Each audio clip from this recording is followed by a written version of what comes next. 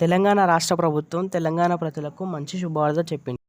గత ప్రభుత్వం ఇచ్చిన ఆసరా పింఛన్ను కాంగ్రెస్ ప్రభుత్వం గెలిచినాక చేయూత పింఛన్ ద్వారా మార్చి పింఛన్లు పెంచి వృద్ధులకు 4,000 మరియు దివ్యాంగులు 6,000 చొప్పున ఇస్తామని ఎలక్షన్ టైంలో హామీ ఇచ్చారు.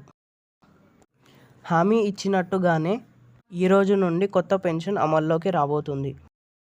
ఈరోజు నుండి ప్రతి నెల వృద్ధులకు 4,000 మరియు దివ్యాంగులకు 6,000 చొప్పున వారి ఖాతాల్లో పెన్షన్ జమ చేయడం జరుగుతుంది.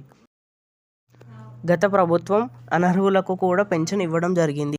కాంగ్రెస్ ప్రభుత్వం అనర్హులను లిస్టులో నుండి తీసేసి అర్హులకు మాత్రమే పెన్షన్ వచ్చేటట్టు చూశారు.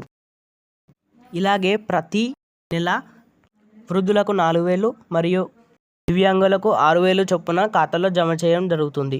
మరిన్ని వివరాల కోసం ఛానల్ను సబ్స్క్రైబ్ చేయండి.